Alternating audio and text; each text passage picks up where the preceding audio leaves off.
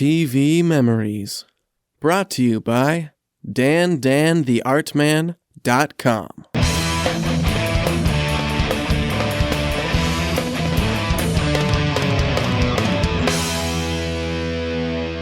Episode 11 by Richard Green. I Saw Men Walking on the Moon by Richard Green, a.k.a. Mainframe. On May 25, 1961, President Kennedy said these words: "I believe that this nation should commit itself to achieving the goal, before this decade is out, of landing a man on the moon and returning him safely to the Earth." On July 20th, 1969, a 5-year-old me joined millions of others in watching those words being made reality. Not only did Apollo 11 send men to the moon, it took television with it. On our black and white TV, my family watched from liftoff until the astronauts were safe. Walter Cronkite and the rest of the CBS reporters provided a near-constant running commentary. These men who spent their early adulthood during the Second World War knew that they were chronicling the better side of history. For that matter, even this small boy knew that this was an incredible moment. I had no context for how relatively soon in human history it was that men built a machine that flew under its own power. I had no idea how many people it took to make the Apollo mission possible. But I did know that it was a world away from life in my little, and I mean little, town in rural Georgia. But I could see that world from the same box that brought me my Saturday morning cartoons. Over the years, I watched the other Apollo missions. We even got a color TV somewhere around 1970. NASA sent a dune buggy to the moon. There was Skylab, then space shuttles. I was a child of the space age. Science would continue to play an increasingly important role in our lives. I found that I enjoyed computers, so this rural boy became a man of technology. January 28, 1986, I was in Oklahoma City at the conference on Tinker Air Force Base.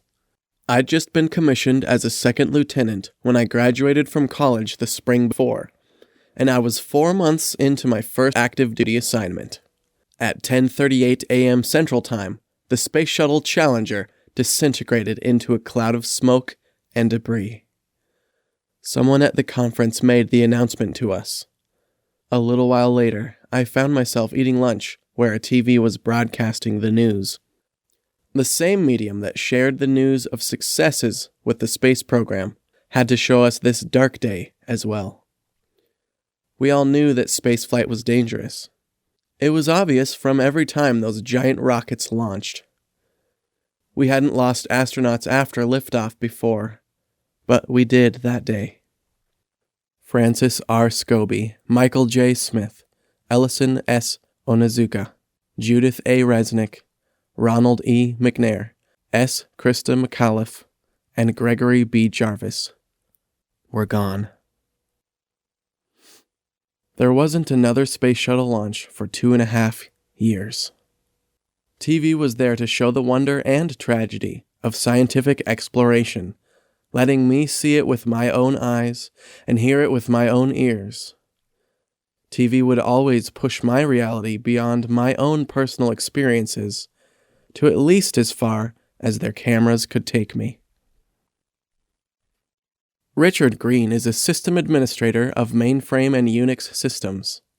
He has been working with computers in one way or another since September 1985. He will let you do the math since he is reminded enough how old he is. Richard has been reading comic books for as long as he has been able to read, which is significantly longer than that. If his memory were better, he would be considered a comic book expert. Richard has always enjoyed science, science fiction, history, historical fiction, math, and mathematical fiction.